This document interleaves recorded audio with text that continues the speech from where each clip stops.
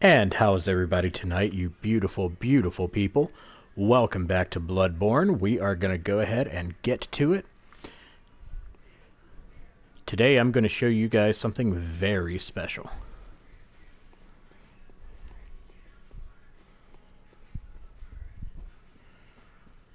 Today we are going to be doing a fast level up exploit.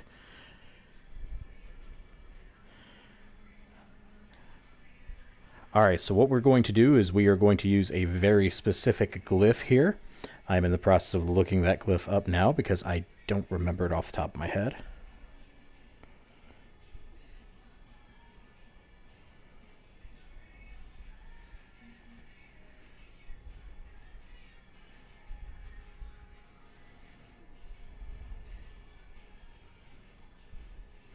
Alright, let's take a look here.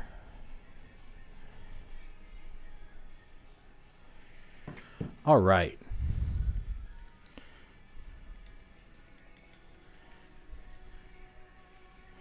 So what we're going to do is we are going to enter the glyph CUMMM-FPK.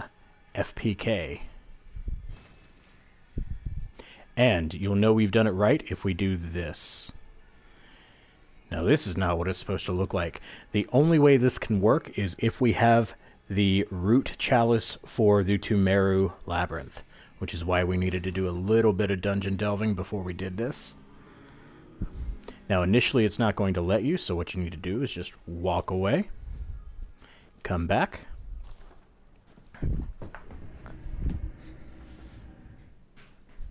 and we're off.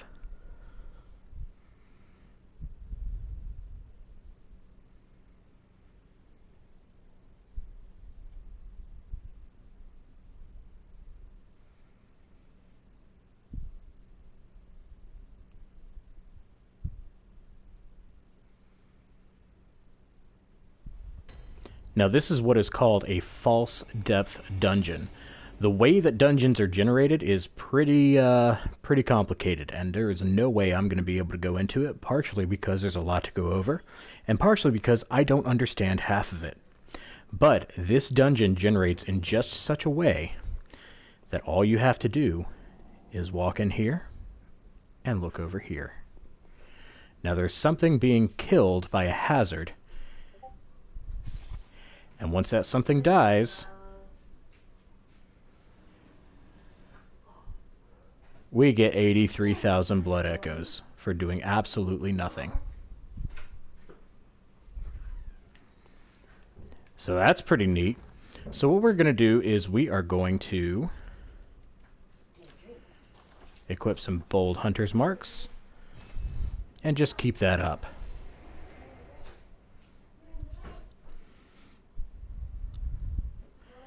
Now this exploit is more recent in the Bloodborne community. I think it's been around for a little under a year, but I could be wrong. But all we have to do is just walk forward and look over this way.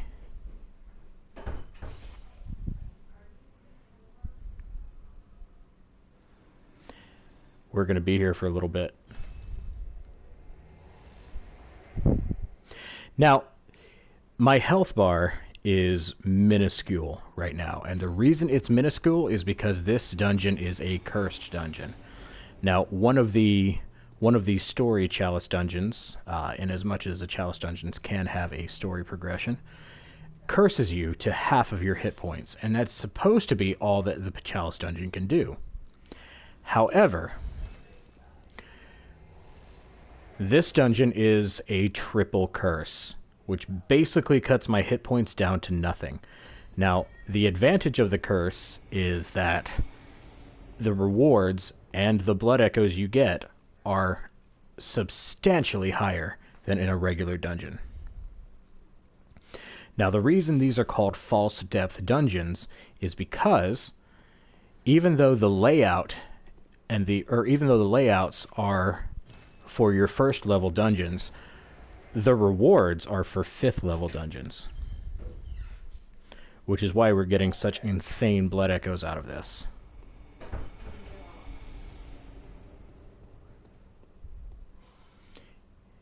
Yeah, for a grand total of less than 3 minutes of work, I am now sitting pretty on top of 420,000. Just shy of.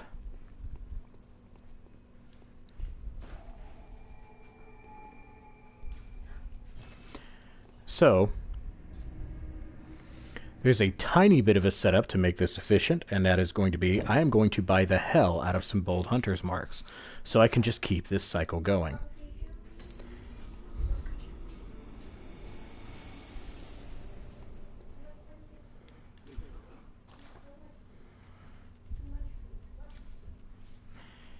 And with what we've got, we can buy 200 or so of them. I'm not going to buy that many.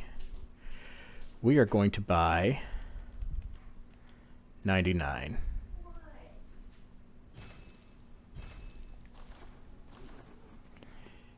And now, we get to do some level up. What is it you just... Now you can make this process go a lot faster if you've got Very certain well. runes Let me stand. that put a multiplier on how many blood echoes you get. But honestly, once you get to a certain point, it's not really going to matter all that much.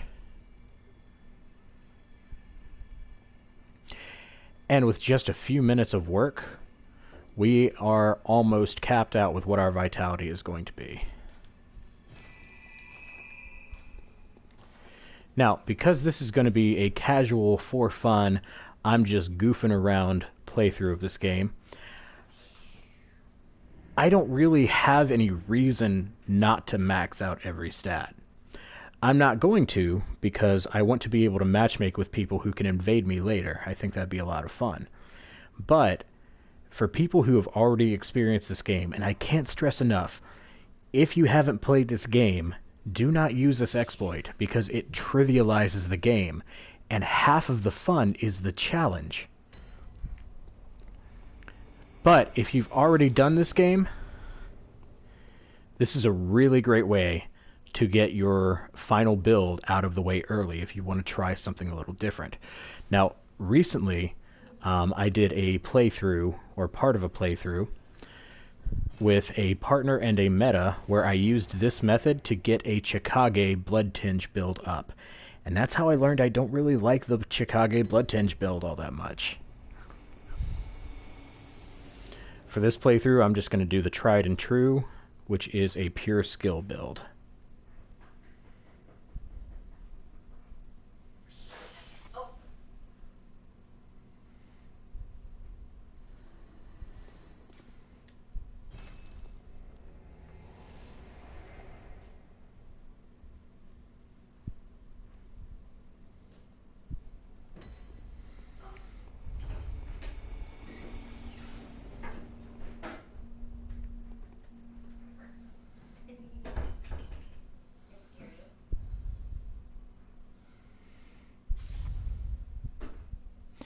Now, I think I'm going to cap out at 120 for my blood level, because that is... Why did I do that? That is the community agreed upon, at least as far as I remember, that's the community agreed upon good place where you can matchmake with the highest and lowest number of levels.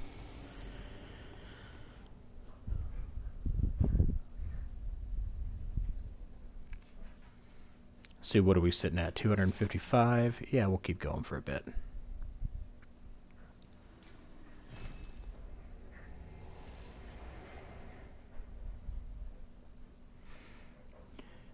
Yeah, unfortunately, this is going to be the boring part of the run, because I'm literally just walking forward and waiting. Now, there is still going to be some challenge to this run, and that challenge is going to come in the form of my weapons. Now, I am going to obtain the Blades of Mercy as soon as I can, which is going to be probably in just a few minutes. But I am still going to be limited in my damage output by the rank of the weapon. I'm only going to be able to level up my weapon in relation to where I am in the game and what items are going to be available for upgrade. So I'm not going to be able to just waltz through everything. It's just going to make the dance a little bit easier.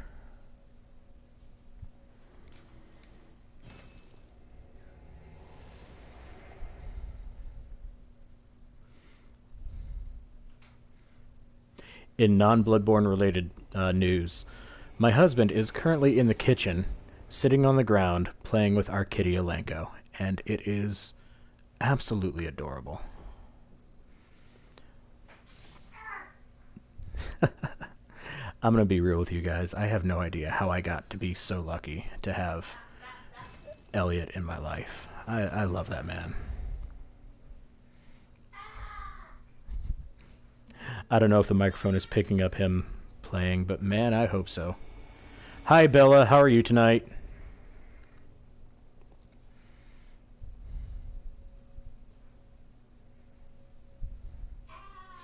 It's good to have you. Welcome back.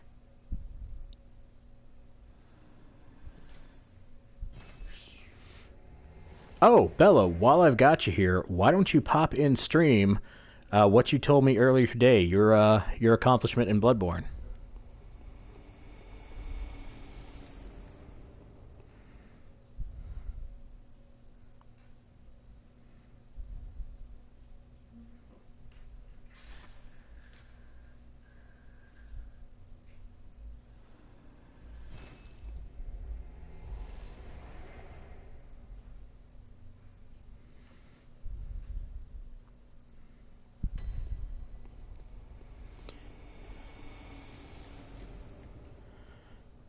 Now, sometimes when you run out here, if you don't look over, for some reason, it won't proc. I have no idea why that is.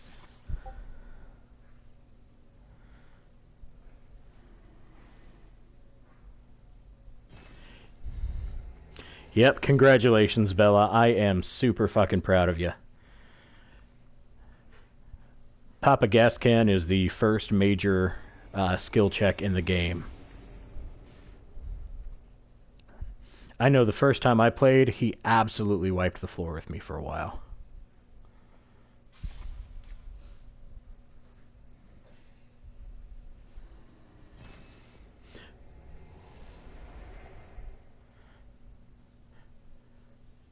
So, offer stands completely. Anytime you want to jump on and play with me while I'm on my stream, you are more than welcome to do so. I think that'd be a lot of fun. Yep. This, for very obvious reasons, is called the Cum Dungeon. It's just either lucky or very unfortunate, depending on how you want to look at it, that happens to be part of the glyph that you use to get here. Also, hi Garlactic, how are you today?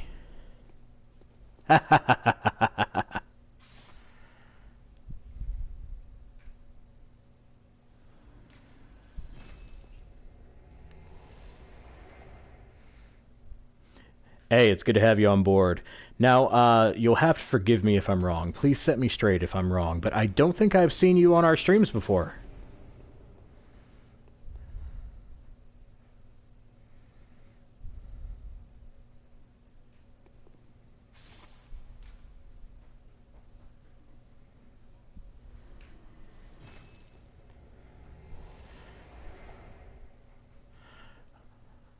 Alright, let's take a look.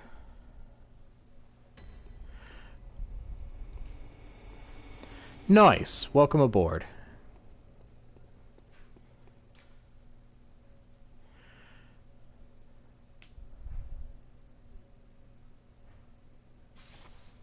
Alright, now, after this, I am going to we're just going to run back to the Hunter's Dream and see what we can do with our ill-gotten gains. Because we are sitting at a cool 1.25 million. And that is a number that... So on my new game plus, like, 800 million character, it took me ages to get up to even a single million. Welcome home. What is it? Yeah, I knew who you were talking about. Very well, let me... And I definitely appreciate the assist, my friend.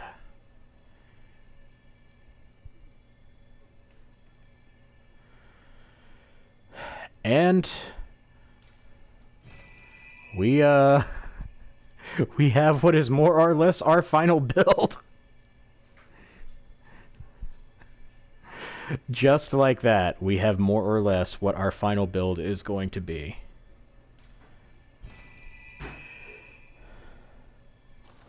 And I think just one more trip to the Come Dungeon. One or two, and I am going to be able to get the Blades of Mercy, and then we are just going to let that sit for a while. And go see how this new build plays out. Now, I might pump some into Arcane, and I might pump some more into Endurance, but past 50, you get really bad diminishing returns on everything. 50 is a hard cap for most of the stats. What's diminishing the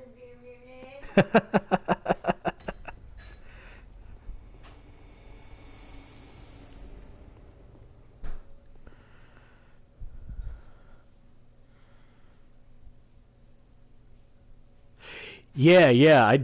Is that a glitch? I'm pretty sure there's actually just a rune that does that.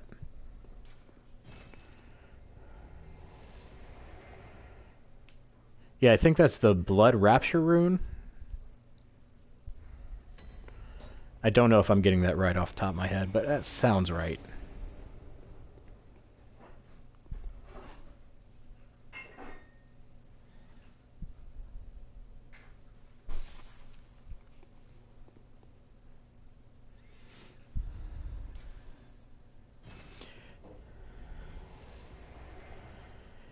Yeah, I haven't even thought about what kind of runes I'm going to run on this build.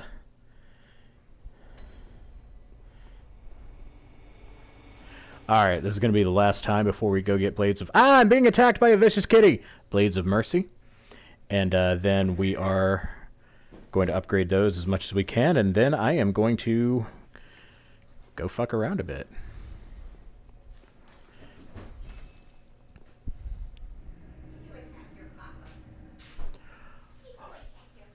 Holy shit, I did not know that.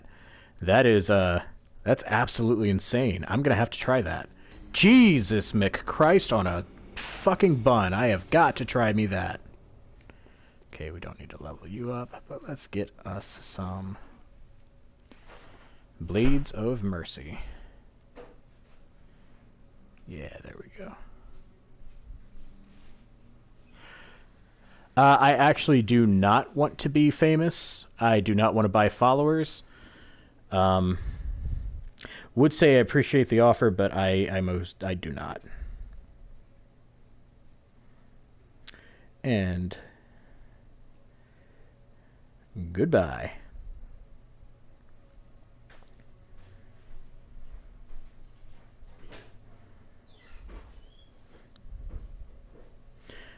Don't you just love when we get spamming on our...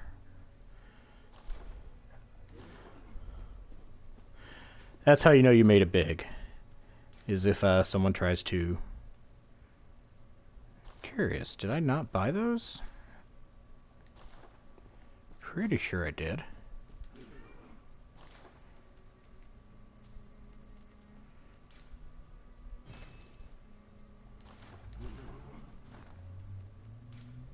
Nope, there they are.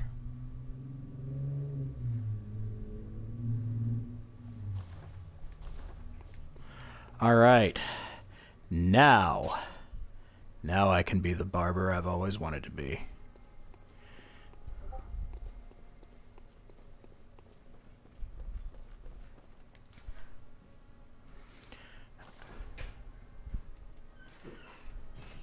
Alright, how much can I do for you? Alright. +3 is pretty damn good for this part in the game. What can we do here? Well, you look gorgeous. Yes, sir. And we've got nothing for triangles. Now, I might go get an alternate version of the Blades of Mercy. Hey, Kai, welcome aboard. Actually, my next step is going to be, I am going to pick up my official barber uniform.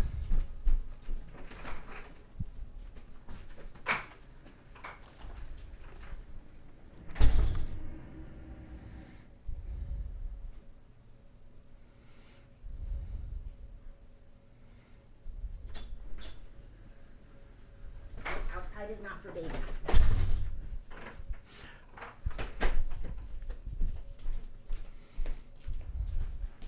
In fact, now that I think about it, I went through all the trouble to try to make my dude look as close to Sweeney Todd as I possibly can. So why am I wearing a hat?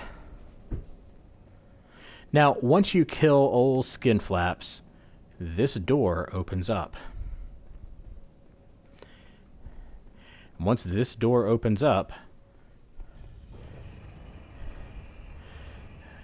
there's an entire area that opens up for you.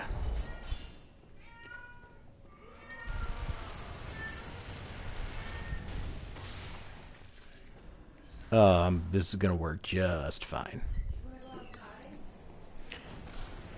Now, Bloodborne rewards quick and aggressive playstyle, and I think the Blades of Mercy embody that playstyle better than anything else in the game. Is there anything back here? Yes. Hello. So we are not going to bother going up. We are going to go down. Yeah, right? That is the beauty of the Cum Dungeon. My husband is giving me the strangest look right now. I wonder if I'm going to fail.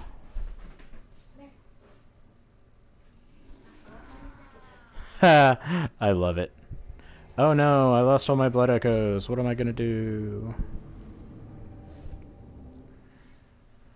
See, and again, that's why that dungeon kind of trivializes the rest of the game. I never have to worry about echoes ever again.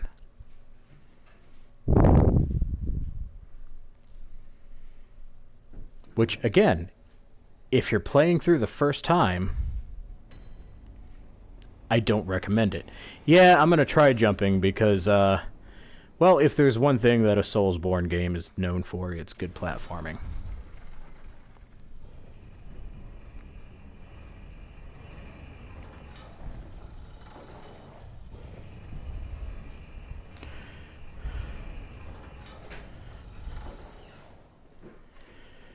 Everything is better than Kingdom Hearts. Jesus Christ.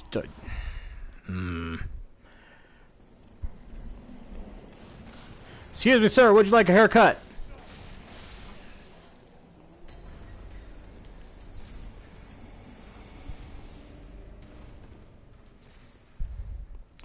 All right.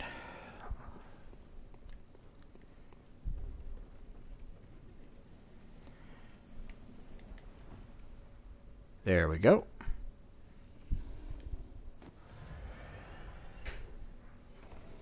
And there we go. And now there's a secret little area that is, well, I mean, not really secret, but... Oh my god, Kingdom Hearts is one of the absolute worst narratives I have ever seen in a game. I will not touch it on this channel. So now we are at a real-world replica of the Hunter's Dream. Now there's a lot of lore stuff I could say about that, but...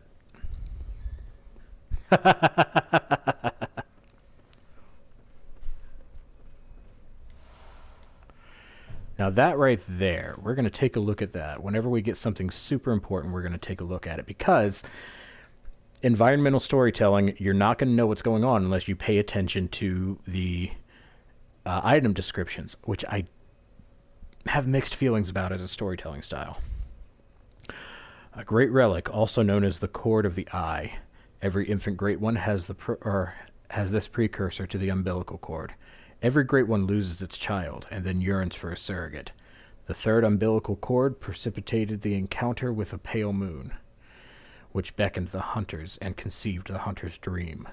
Used to gain insight, so they say, eyes on the inside, although no one remembers what that truly entails. We're gonna fuck with that later. Here we have the doll, and this is something I didn't know I didn't know until somebody pointed it out to me. But if we use this to zoom in, and you look very carefully at her index finger, it's twitching.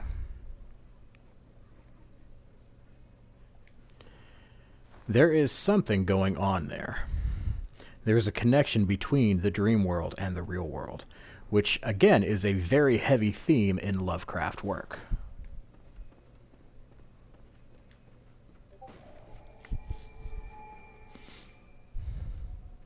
Ah, yep. I didn't even see that in chat, Garlactic.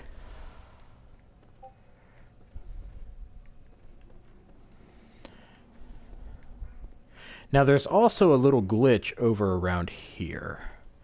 I don't know if you guys are going to be able to pick it up, but if you hang out right around this area, you can hear a woman laughing or crying. Now I'm pretty sure that's just a glitch. I'm pretty sure there's nothing lore relevant about it because it's the same laughing and crying as some of the people in the houses. But all that out of the way, we're going to go get my official barber uniform.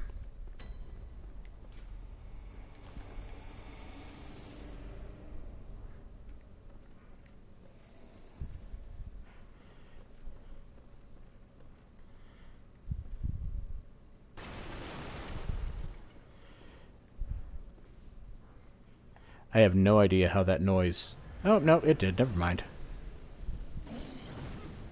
Hey, buddy.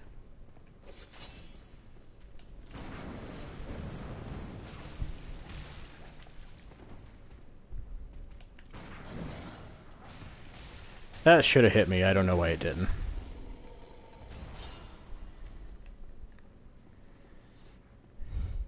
This game is as close to a masterpiece as I'm willing to call a game, but it's still got some issues.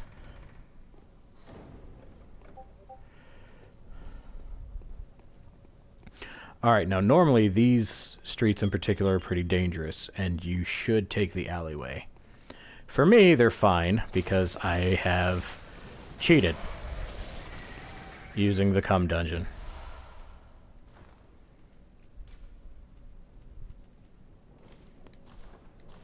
And now I am a barber.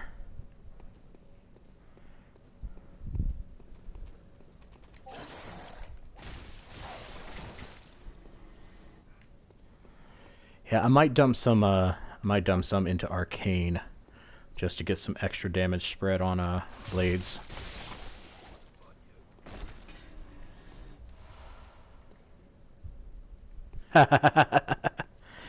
Yeah, eventually, one of these days, when they're not just insane to try to get a hold of, I would love to get a PS5 specifically for the channel. Because I hear that fixes a lot of the frame rate issues in Bloodborne. And, this guy is definitely Lovecraftian as hell, but, I mean, this is just a Dungeons and Dragons monster.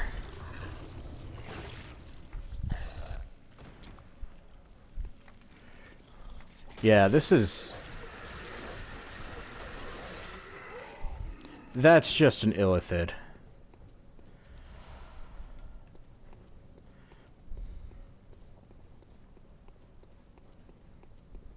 Now, the reason you want to come down these streets at all is to take this elevator, which pops you behind a gate in the Cathedral Ward. Normally, you have to grind up and get... I think it's 10,000 blood echoes in order to open the main gate, which then you can loop back to this one. But if you go take out the blood-starved beast, you can just do this way.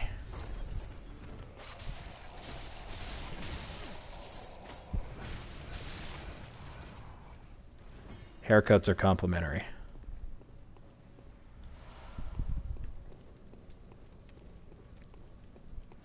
So yeah, for this part in the game, I am way over-leveled.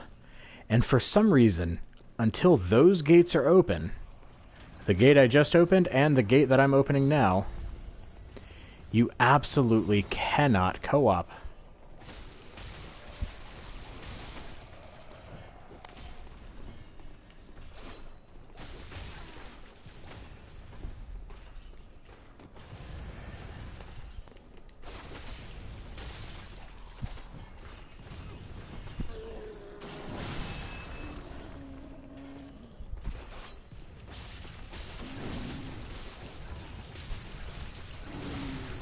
Ow.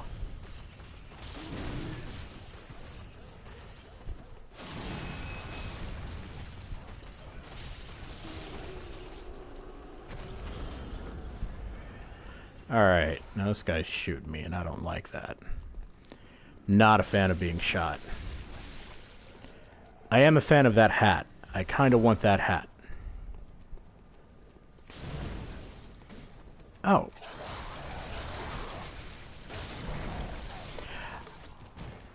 Jesus Christ, I apparently found the murder stairs. Anyone else? Got blood all over my brand new vest.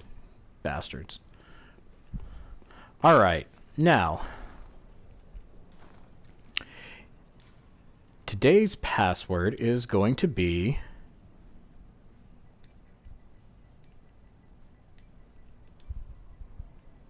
Barber. Come and join me if you like.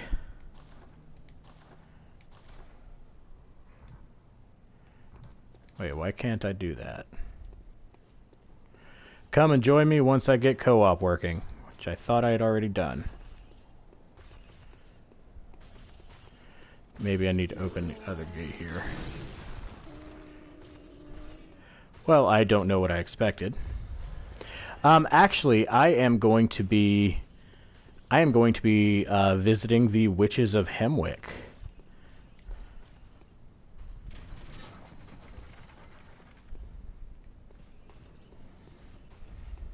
And the reason I'm going to be visiting our witchy friends is because if you take Hemwick Charnel Lane before the moon phase, the madmen do not spawn. And I don't like the madmen.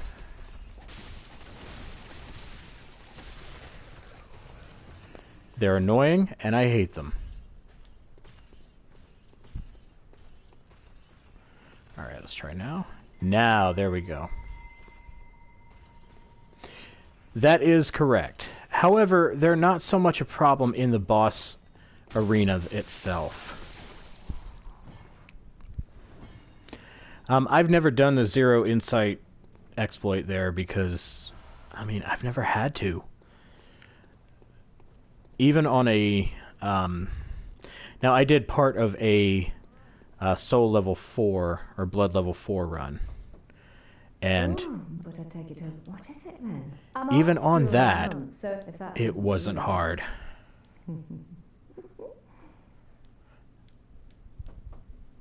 Oh, thank goodness. You're a hunter, right? Might you know of a safe place? The night is long, and a very little of the incense left. Now, she is one of my absolute favorite characters. Oh, thank you, darling. Maybe I'll see you there. And she is going to be instrumental in getting the Nyarlathotep fight. And I'm going to ignore the suspicious man this go-round, just because... I don't know, he doesn't really offer anything. He gives an occasional clue.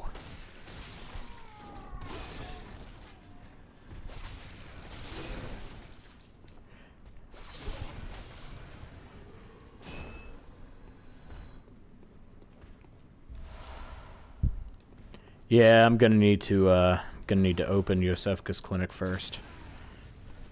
But even with that, like, I mean, he's a nice guy. He is kind of right to be he's kind of right to be suspicious of everybody.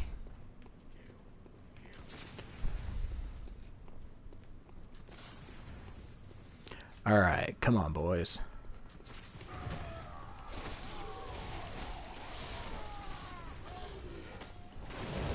Oh. Betrayed by the geometry.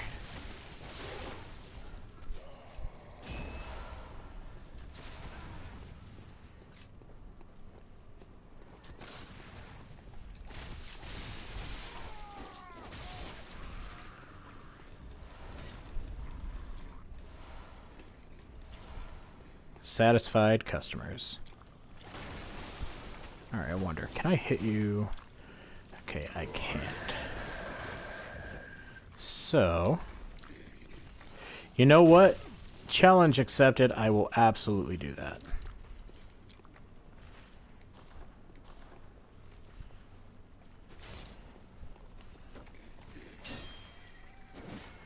Alright, where'd the brain sucker go? There you are.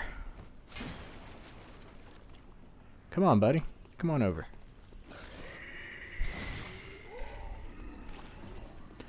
I don't even need to use that exploit. I just like using that exploit.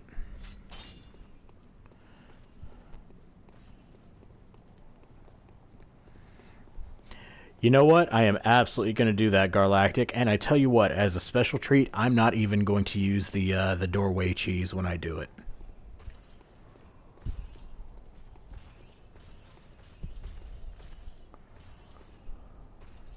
See, I thought there was a lore piece up here. Here it is, yeah. A watchman of Bergenworth guards the gate with a password, a secret adage of the Grand Cathedral.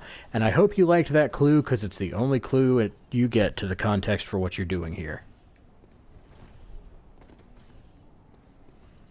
See, and that's one of the weaknesses of environmental storytelling, is even if you are paying attention, you can still miss absolutely vital information. Because the game... The relationship between storyteller and audience in an environmental story is different. In a traditional story, if I am a storyteller, if I'm writing a book or I'm scripting a show, I am guiding you through my story. I am showing you what you need to see when I think you need to see it.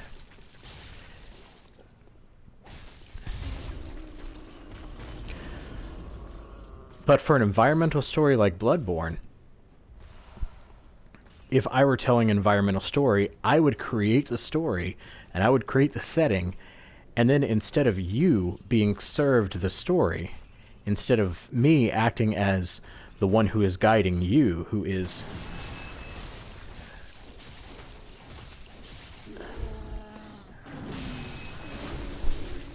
There we go. Almost got a visceral on that guy. Instead of me being the one who is serving you by giving you a story, I am expecting you to earn it. I'm expecting you to work for the story, to come to me and to prove that you are worthy of knowing what's going on. And I don't like that ethos. I don't like that relationship between storyteller and audience. Now, that's not to say I don't hate environmental storytelling as a whole. I actually think it's pretty damn cool. But there is just something at the heart of it that bothers me. Especially because if I am willing, if I am eager, if I want to know your story, I still don't necessarily get it. There's a very good chance I will overlook a crucial detail, and in doing so, will miss context. And if I miss context in one thing, that could translate into I have no idea what's going on for the rest of the story. Now, for games like... Oh, I hate these guys.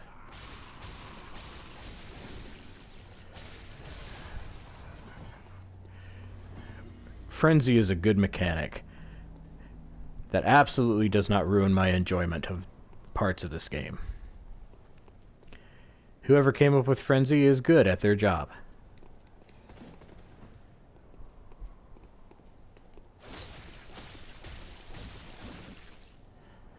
Well, I'm just gonna run over here so I can go mad in peace.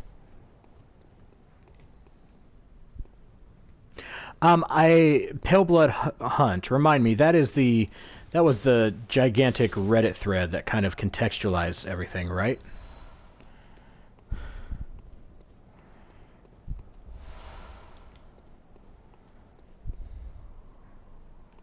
Yeah, we're gonna go say hi to some hunters.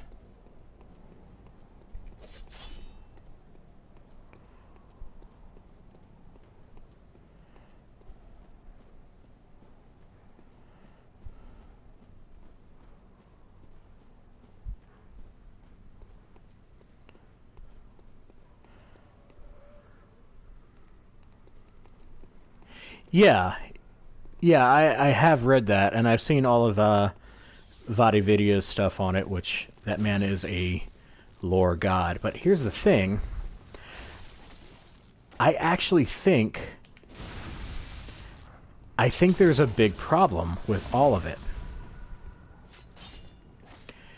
And the big problem is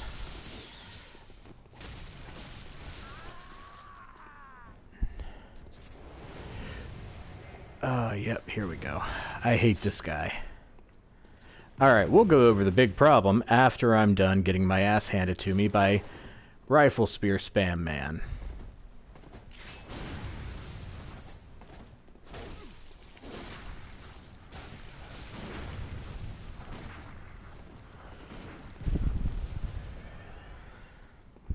This guy is always a fucking issue. And that's why. He can just do that all day.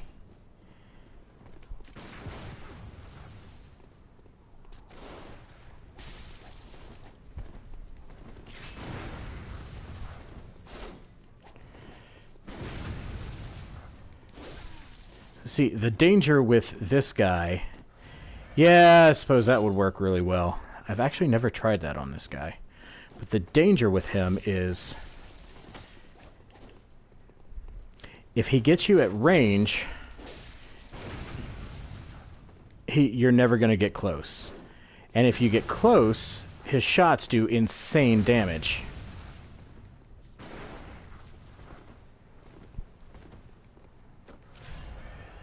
My only saving grace right now is that I'm way over-leveled.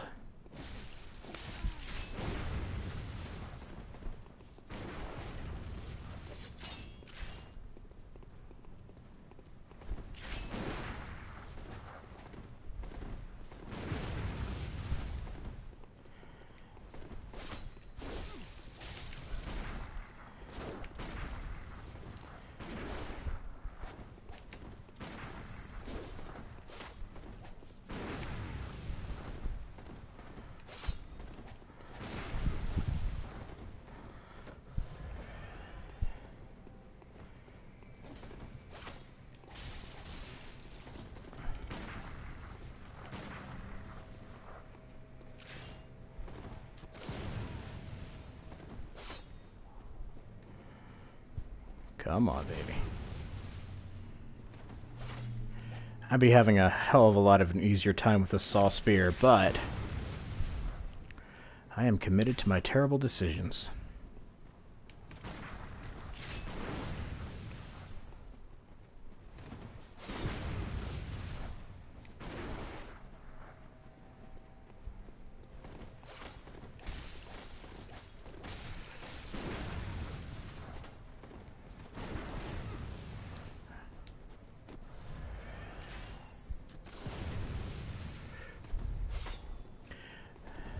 This guy is easily the hardest hunter fight in the game.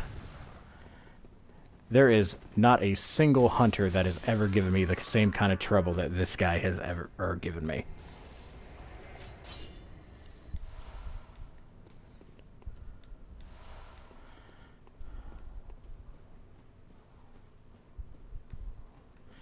You know, nope, Bloody Crow has never given me any trouble.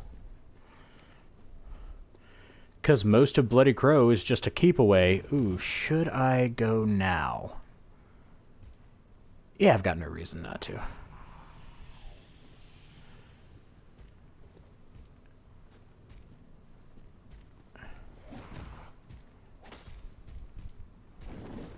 Gotta earn it, buddy.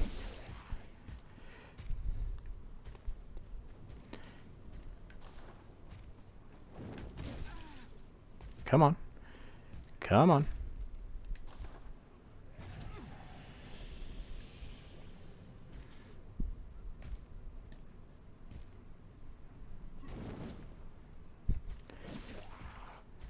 Gotta earn it, buddy. There we go. Okay.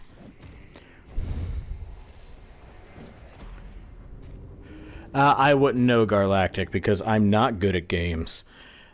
The trick to the Bloody Crow of Canehurst is to get him to use his Chickage and then play keep away. You throw some daggers at him, you go in for the occasional strike, but honestly, the man plays himself. Like, the Chikage's moveset is really predictable. So if you can bait out certain attacks, you can just dance around him and let the Chikage kill him for you. It's one of those, for me, it's a work smarter, not harder kind of thing. Now, unfortunately, I don't think I'm going to be able to demonstrate that in this playthrough because I have already killed Eileen, and I'm pretty sure, I could be wrong, that he only appears at the end of Eileen's quest line. Not sure about Henrik either. Do you know if Henrik is going to show up? Madman toils superstitiously in rituals to beckon the moon, uncover their secrets. See, you know, I would love to uncover their secrets, but that, to get back to my environmental storytelling bend, Oh, merciful God. yeah, I am not fucking with this girl. There is no reason to get her safe except to say that I got everybody safe, and she can fuck up my Ariana. Now granted, she only can fuck up Ariana if you take Ariana's blood instead of hers. Yeah, I don't need them. I have never used a special blood vial in this game. But my first playthrough, she killed Ariana and went crazy because I didn't take her blood.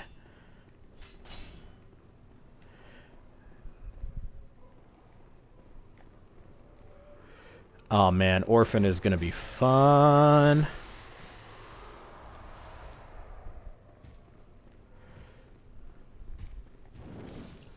Alright. This is not a good place to be.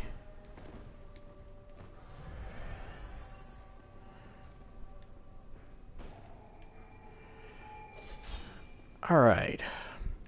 Now this is normally a great place to farm for blood echoes, but here we're going to use it to farm for upgrade material.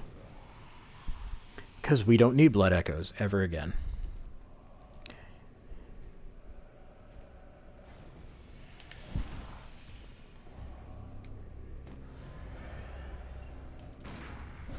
That was early. Also early. Wow, when did I start sucking at these guys?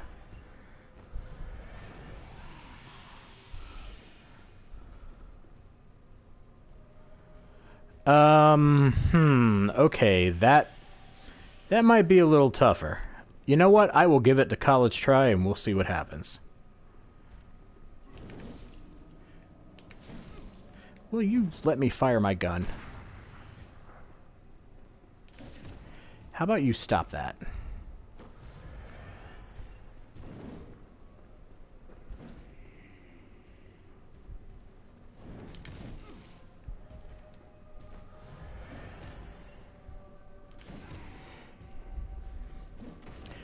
Alright, I do not know who messaged me, but thanks for the tip. I might check that out.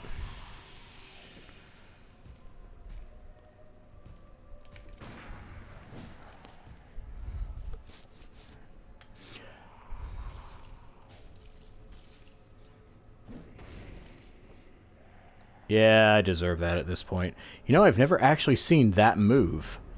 I have literally never seen that in any of my playthroughs. Yeah, me neither. That's insane.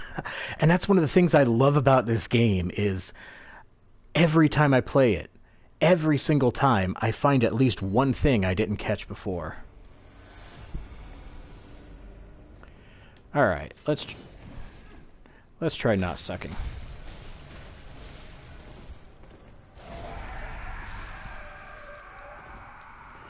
Thanks, frame rate.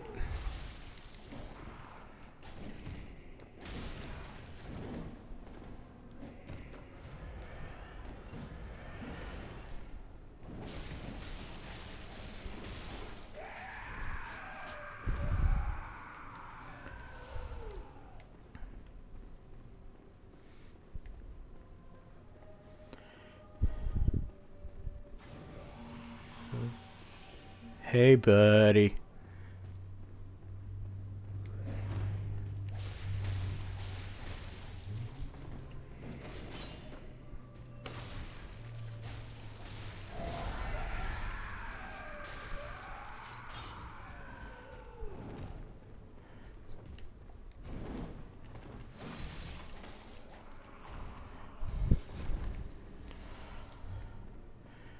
God, I love these weapons.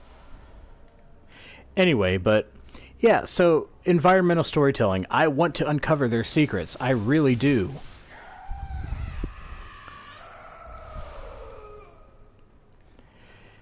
But here's the problem with things like VADI videos, and like the Pale Blood Hunt and everything about that. Now, this is just a personal little fan theory. I don't know if it's true, but I'm willing to bet it is. Miyazaki, the guy who actually directs these games and writes the story, I don't think he actually writes the stories. And by that, I mean, I think he writes about 80% of a story and leaves the other 20% intentionally unwritten so that the community will write the rest. He leaves just enough vague in these stories.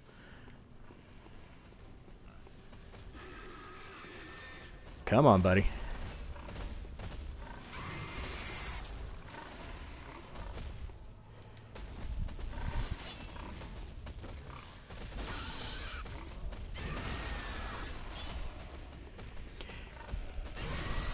Yep, I deserve that.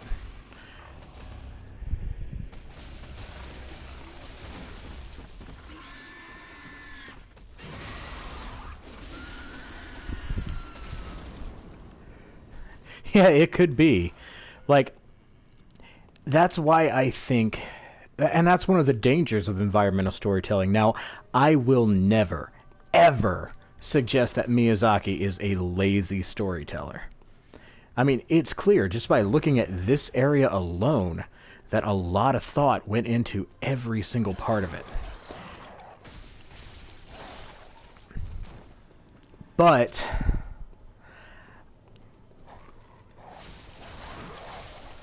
I am willing to bet that when it comes to actually writing his stories, at some point he realizes that he's got enough that it makes for a compelling mystery, and that if he leaves a little bit of mystery there, the community will drive itself crazy trying to figure it out, which means the community is engaging with the game a lot longer than they would otherwise. It's an interesting and brilliant strategy if it's true, but it also kind of annoys me, because then you get into situations where there is no official correct answer to a story. Now, I do think that a storyteller saying, oh, it's up to the audience's interpretation, I think in a lot of cases that is actually lazy.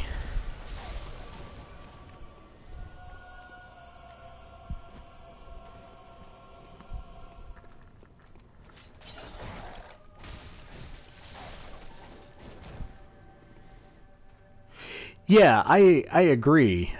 It works really well in a story like Bloodborne because, well, again, Lovecraftian themes. Okay, well, I guess we're doing this the... Oh, we're just doing that right off the bat, are we? Come on, I want my Tonitrus that I'll never use.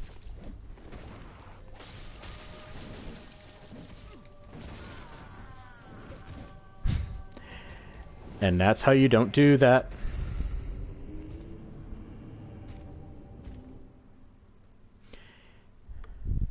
Yeah, like stories like Inception. It's a clever premise, but it's not a very interesting story. But the reason we still think about it is because, ooh, that ending was so vague.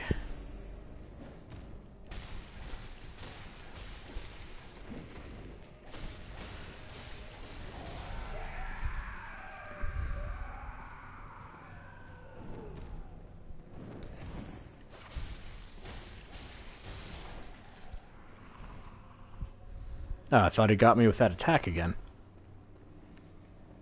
Yeah, it... And again, Christopher Nolan is not a lazy storyteller. But I think that was a lazy choice. Now, I know that there is... the...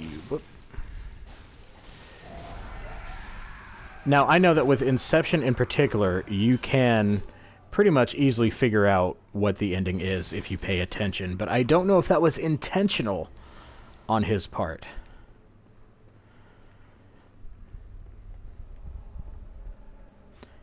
I want to give him the benefit of the doubt and say, yeah, sure, it absolutely was, but at the same time... So, with environmental storytelling, I don't like the ethos of the audience having to prove to the storyteller that we are invested enough to earn the story. I think it's the storyteller's responsibility to invest and captivate the audience. And the danger of an environmental game like, say, Bloodborne...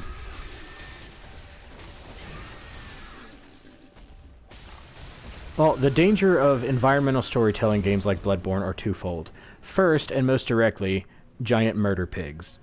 And secondly, you're not guaranteed to be able to catch and invest people right off the bat.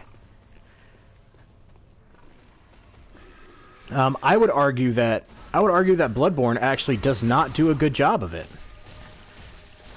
Now, with games in the Soul series, they give you a little bit of context really early on, telling you the lore of the lords and of the fire and of all of that, the Witch of Izalith, the Dragon War.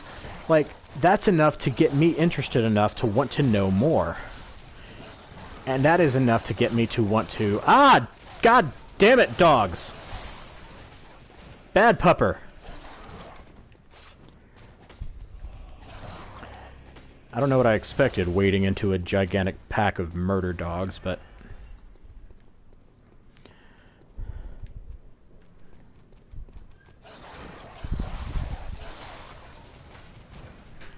So, Dark Souls does a really good job of it, by giving you just enough up front that you want to know more going in. Bloodborne does not. Like, I honestly feel like Bloodborne relies more on the reputation of, hey, this is a Miyazaki game, and it's by the guys who did Dark Souls, and oh, look at how pretty it looks. And it works, it got me, but I don't think it's good enough on a narrative level to... Now, I think the Bloodborne story is a good story, but I don't think it earns early engagement. Which is why, if you, in the early days of Bloodborne, if you looked at the trophies that people had earned, like, after Father Gascoigne, it dropped off. Oh, god damn it.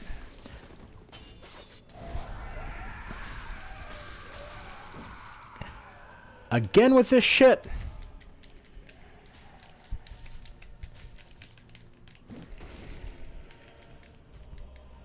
Alright, we are going to make a bit of a tactical retreat.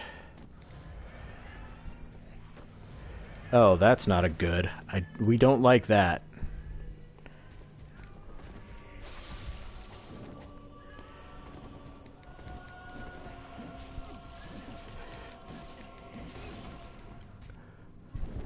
Wow. Twice in a row with this motherfucker. It's personal now, bitch. Yeah, and it's the same with me. I caught on to Lovecraft themes early on, because I'm a lifelong Lovecraft story kind of guy. Like, I love that shit. So I picked up really early on that there was some Bloodborne fuckery. There was some Lovecraft fuckery in my Bloodborne game, which I'm completely here for. I'm just, you know what? It's out of pure stubbornness. I don't want to open up the shortcut.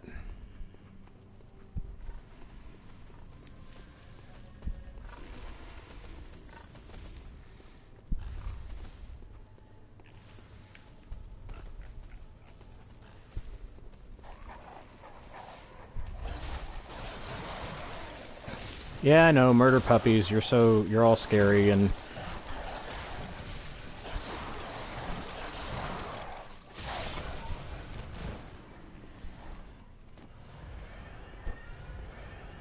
Oh, come on, at least give the guy who kills me my blood echoes. Like, honestly, that guy earned it. Oh, that's the worst part about the dogs. It's not that they do damage, it's that they stagger you into unblockable and unescapable stun locks. Yeah, and I think that's what did it for me, but that was what, back in 2016, I think I started playing? So it was so long ago, I don't remember what it was that tipped me off, but it was early that it tipped me off. And I stuck around because Lovecraft. I think it actually might have been the Hunter's Dream, because, again, dreams and Lovecraft are a big thing. Alright. I wonder if we can do this without failure.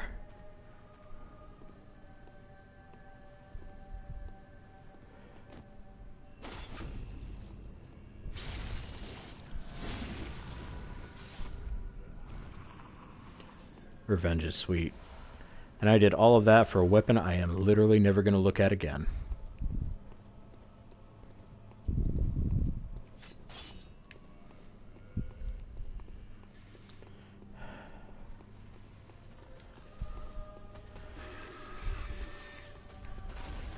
Like, I love this game. I used to love this game until just now.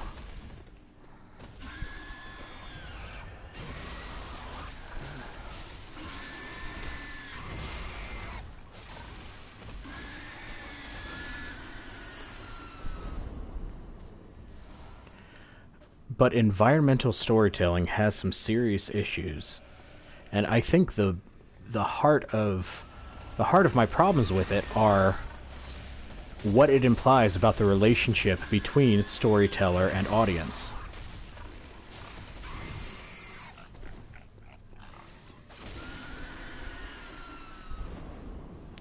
And I know that that is such a pedantic little thing to get caught up on. Yeah, nothing in here. Like, it only really matters if you're a goddamn nerd for storytelling like I am.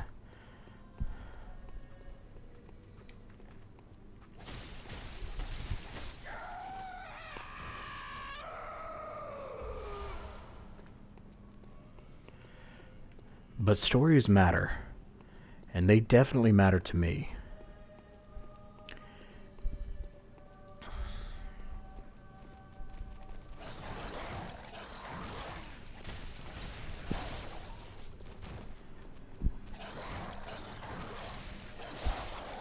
Which is why I'm pretty obsessive in how I think about them, to the detriment of most things in my life.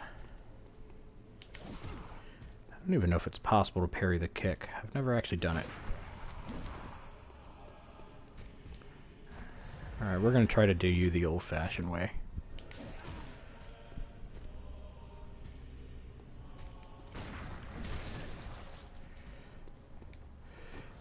I swear, the slower they are, the harder it is for me to parry them.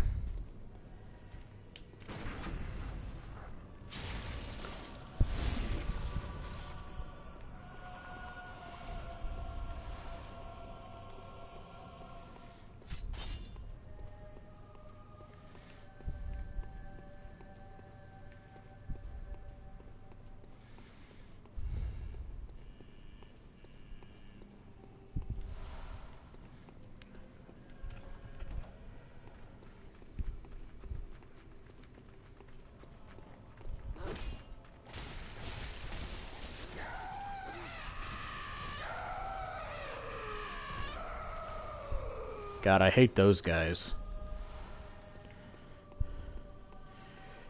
But yeah, so I love stories, and I love storytelling, and I love the theory and the art of storytelling.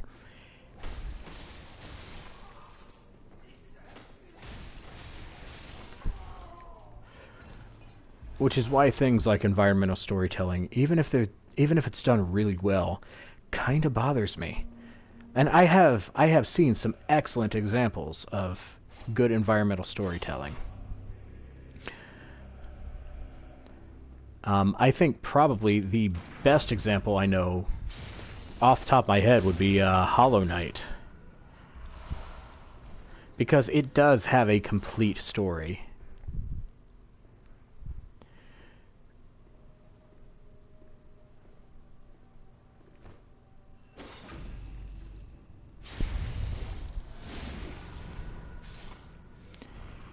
Like, it doesn't feel to me like, well, like this game does, where the story is only partially done and you're expected as a community to fill in the blanks.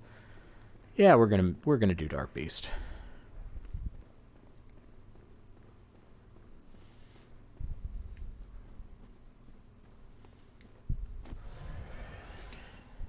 And we're gonna get some cannon fodder. Now, doing Dark Beast with the Blades of Mercy is always a hoot.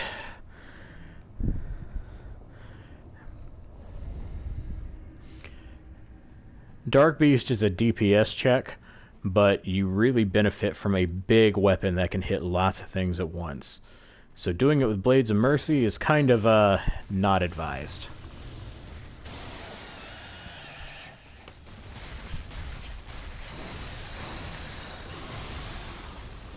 But since when have I ever done anything the smart way?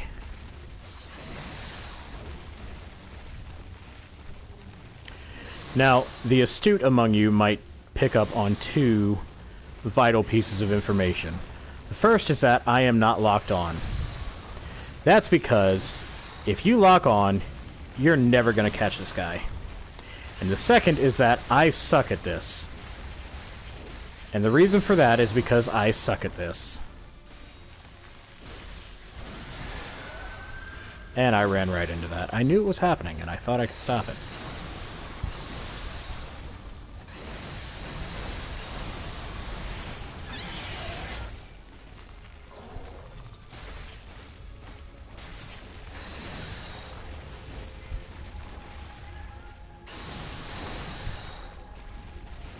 Hey, maybe could you not?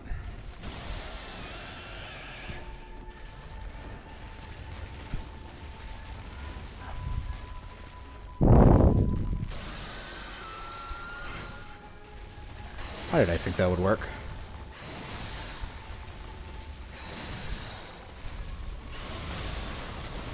Hey, I've got a great idea. How about I hang out right in its direct threat range?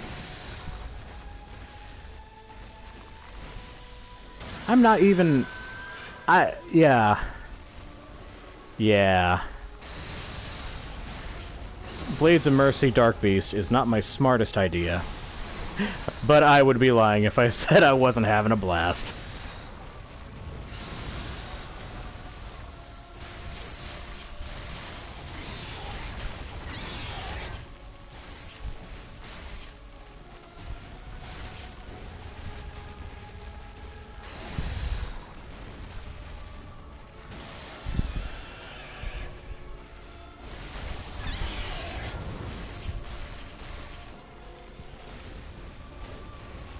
Come on.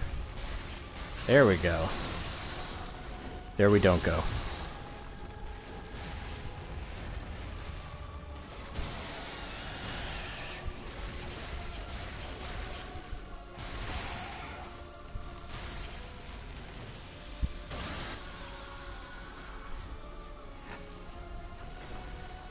All right. You and me, baby, let's do this.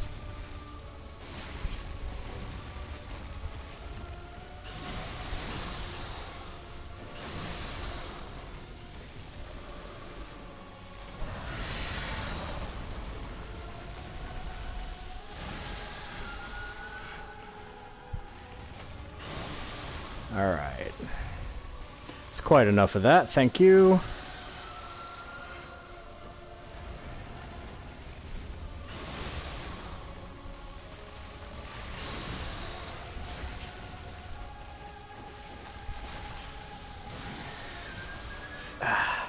I know you can dodge through it, but the thing about that is, and this is important, I suck at this game.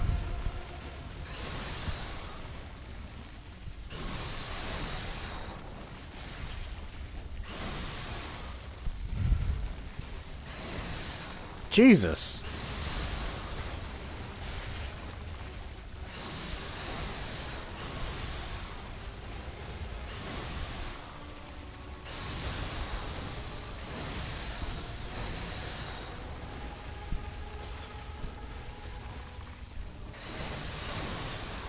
Could you not, please?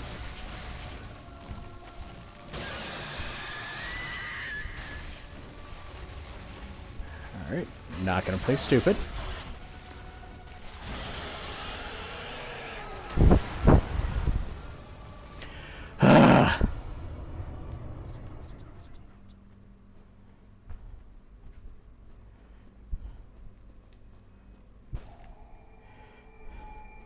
See, and here's a fun little thing that I didn't realize until like my third or fourth run through the game. This door here leads right back out to Old Yarnum. And I could actually use this to go and befriend Jura if somebody hadn't murdered him. But I am going to go ahead and pick up his badge while I'm here. I don't even need it. I just feel like it.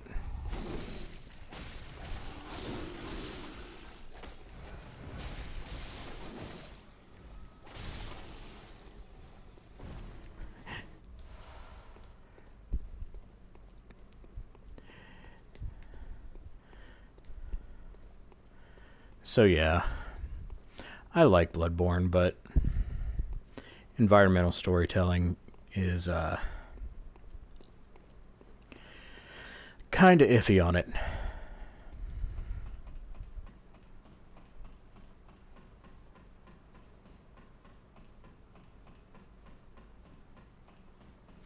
Alright, after this I'm going to do a run of Hemwick, and then I think I'm going to call it there.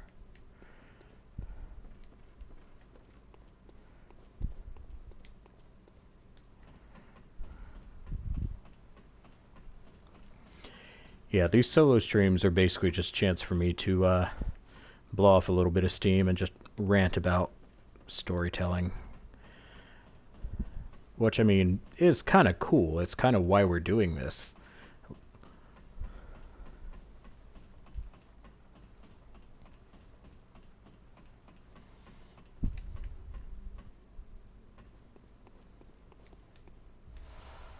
Nice.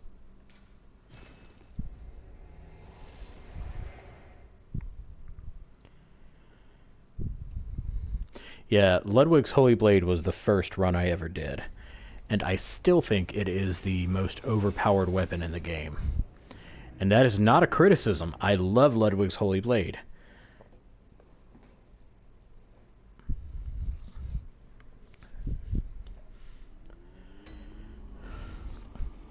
But Blades of Mercy are just more fun. Alright, what am I doing here? I am going to Cathedral Ward. And then once I hit Hemwick, I'm going to open up my co-op, and if anybody wants to jump in, you are more than welcome to do so. Password is Barber.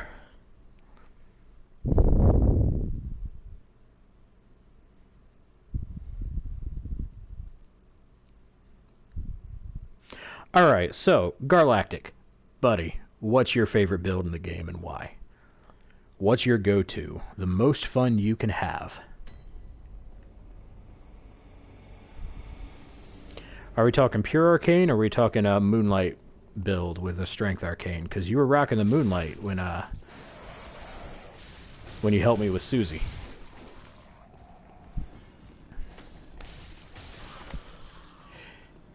You know, I've never... Oh, god damn it, buddy. You know, I've never actually run a pure arcane build. Maybe I'll do that one of these days.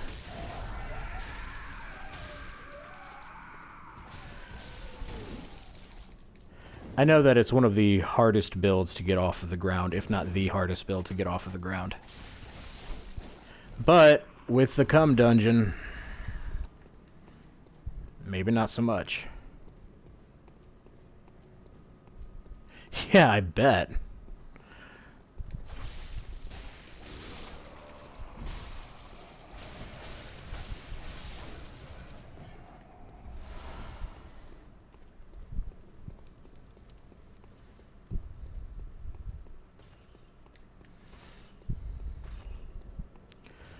Alright, I'm just gonna run through all these guys. I've got nothing to prove to them.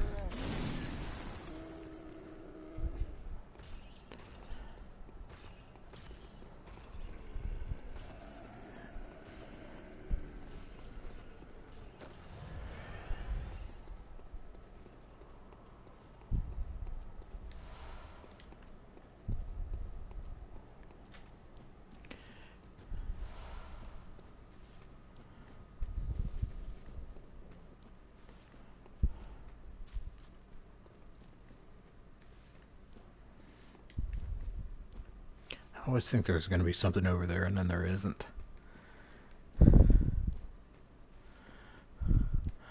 Alright, I call this strategy the bad idea.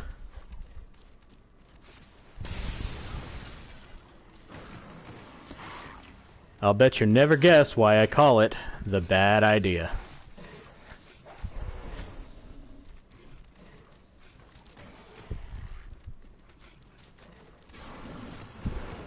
I'll give you a hint.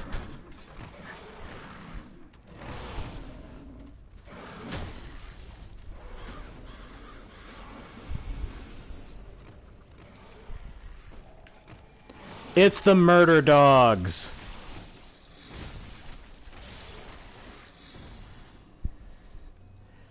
Okay, so normally, there's just a parade of bad guys following me at that point.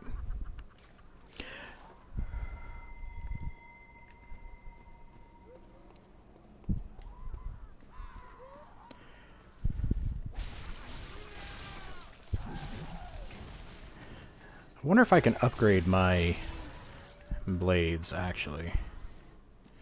You know what? Belay that. I'm gonna go check that out.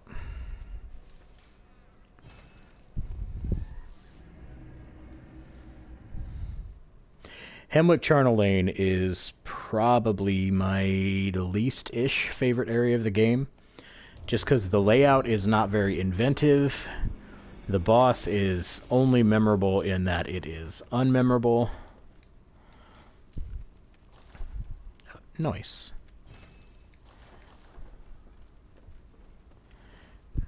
Like, there is nothing really of value to Hemwick Charnel Lane except that you can get the Rune Workshop tool. Oh, wait, no, we're over here.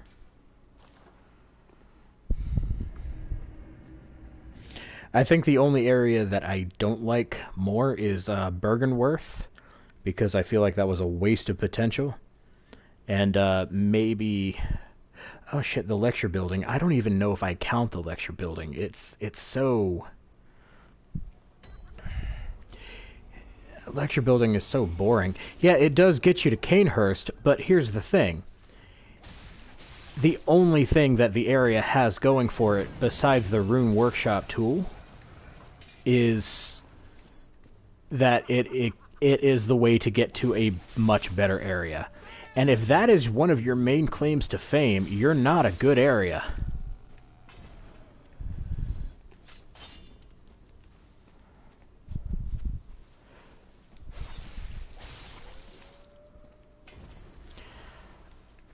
I mean, that just kind of smacks of poor design to me. And there's so much they could have done with the idea of... Oh, Jesus.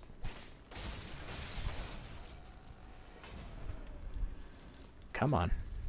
Yeah, there's so much they could have done with the idea of somewhere like Hemwick Charnel Lane that the reality is kind of disappointing.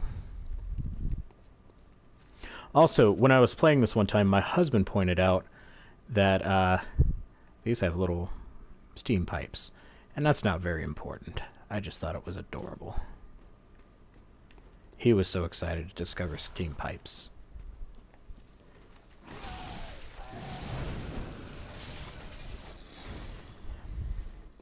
Yeah, the madmen are not even really an issue, especially with our overpowered build, but they're just annoying. I don't like them.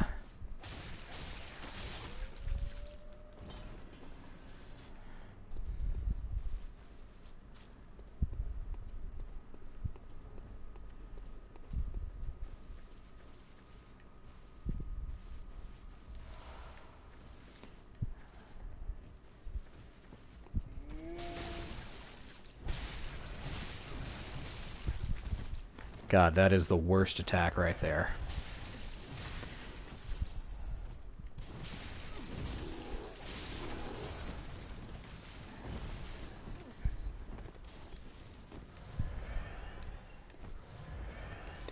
See, and that's one of the things that I love about this game. I'm being overconfident, and I'm playing overconfidently, recklessly even, because I'm thinking, oh, I'm fine. I've got my +4 Blades of Mercy. I've got 50 Vitality, 50 Skill. I'm good to go. Something that shouldn't pose a threat almost bodied me. And I do enjoy that.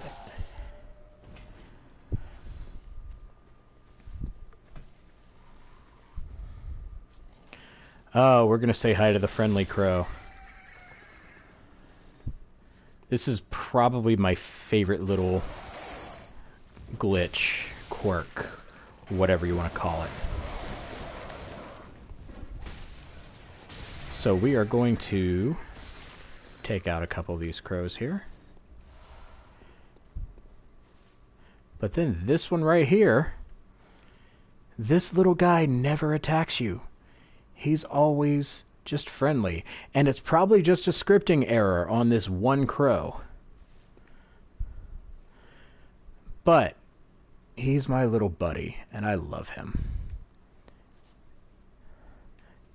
We're gonna leave him be. He's just trying to live his best life. He's not trying to murder me.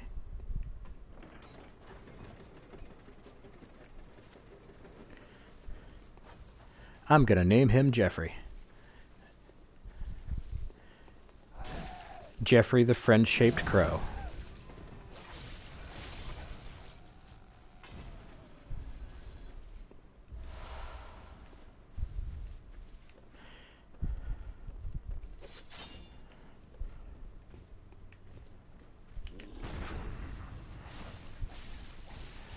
Ah, I hate when that happens.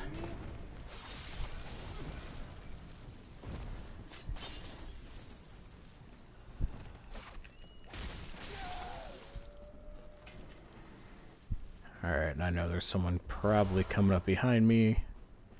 Nope, I guess I didn't proc them.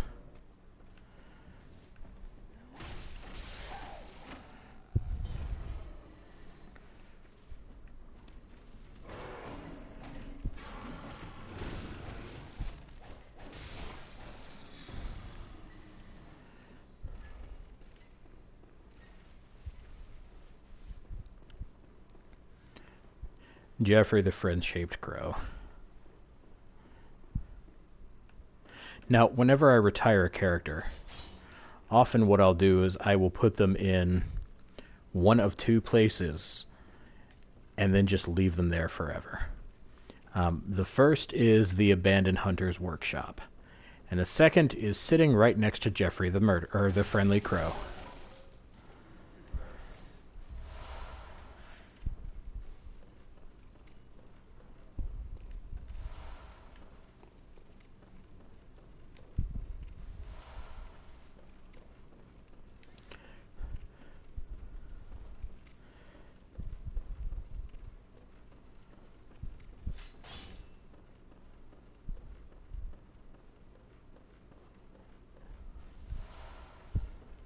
Yeah, this area is so much easier, so much better when there aren't insane madmen jumping in to try to kill you.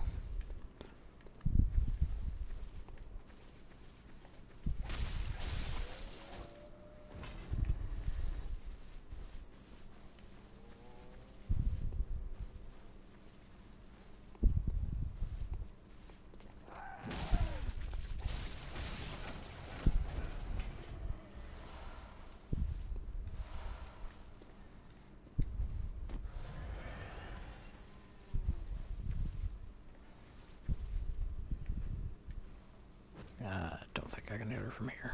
Yep, I got her.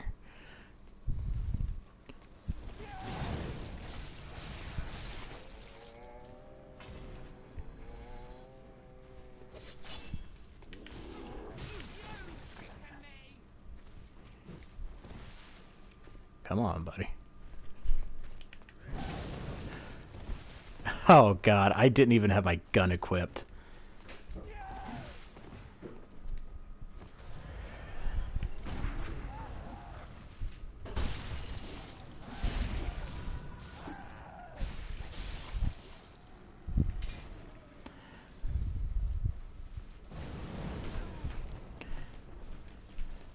I promise I intended to run right into that fire.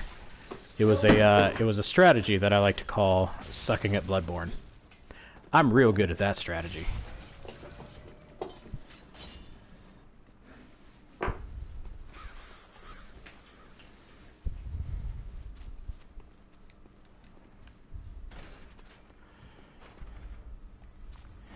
Yeah, pretty sure I did not ring my bell because I am, and I can't stress this enough, bad at this game.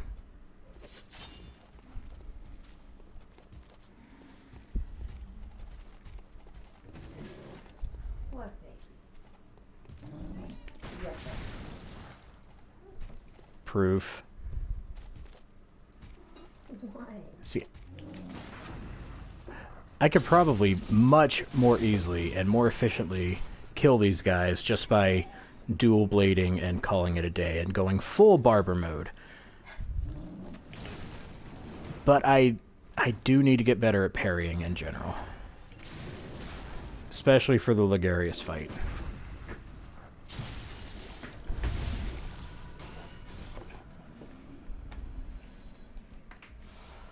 Hello, husband. How are you? Hello.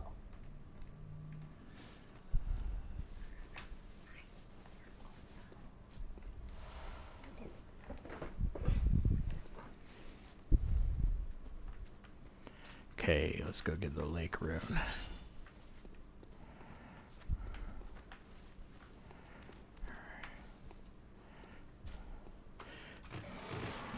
Oh, welcome to Murder Dog Street.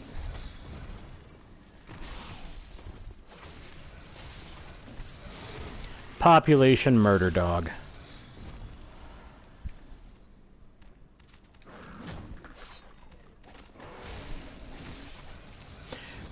Like, I have to admire the dedication of whoever put all of these spikes and these bones in and on these dogs. Because, I mean, I want to kill them because poor puppers. But at the same time, I have to admire the craftsmanship and the dedication.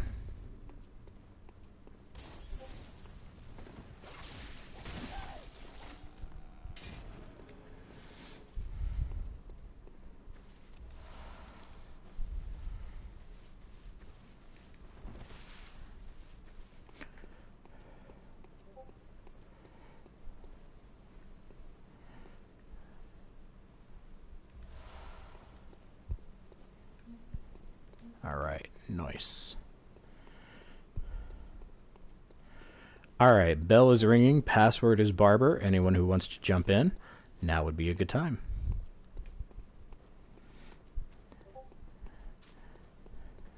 Because we are making our final approach to the most pitiful bosses in this entire game.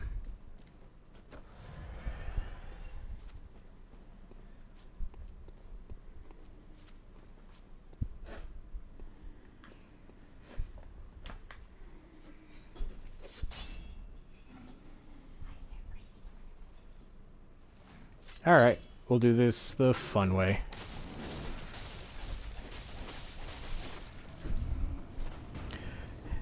Hey, Garlactic, is that you?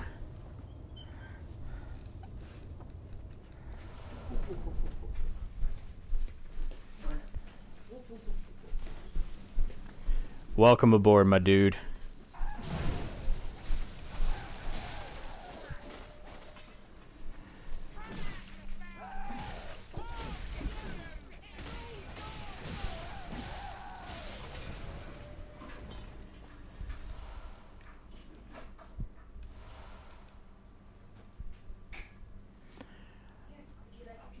All right, I'm digging the chirked pick and knight outfit combo.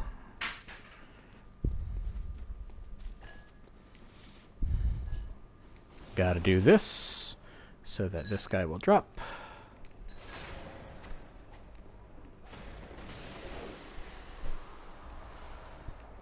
Alright, and I think I have enough to upgrade my knives again. Not that I'm going to need it down here.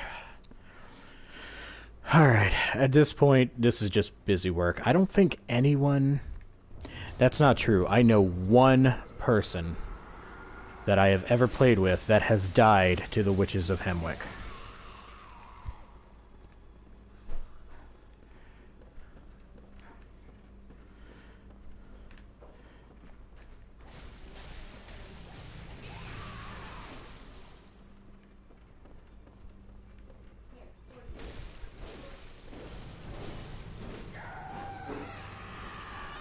That's one.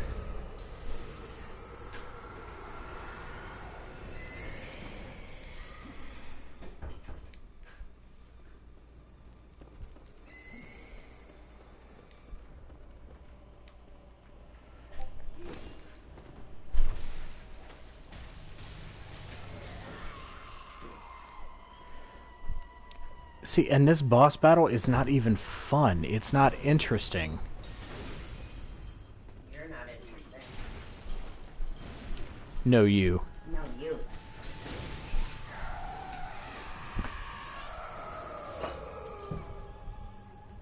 Ah, yes, son. Are you winning? Yep. Well, that was...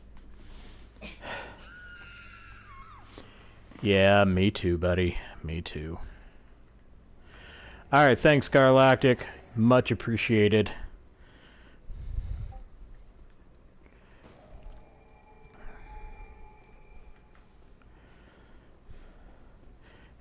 And now the only reason to come to this area at all, besides going to Canehurst.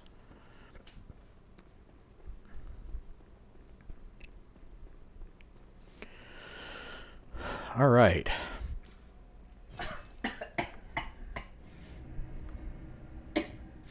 I'm going to do some upgrade, and then I am going to call that a night. Stupid allergies.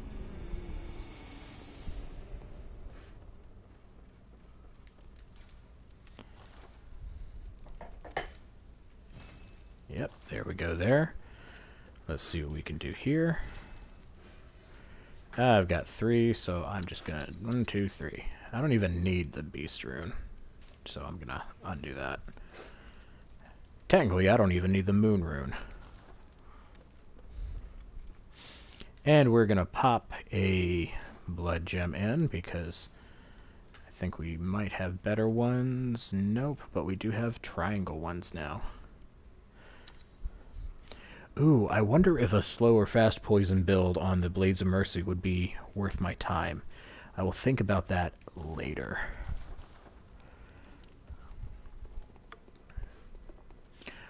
Alright, I'm pretty sure I have done everything up to Vicar Amelia. Alright, well, that is where we're going to call it for tonight. Thank you guys so much for joining me. It has been an honor and a pleasure as always. I don't know when my next Bloodborne stream is going to be, but please join both me and Elliot this Thursday for another Wolf Among Us. It'll be great to have you. I love you all, and there is nothing you can do about it. Good night, everybody.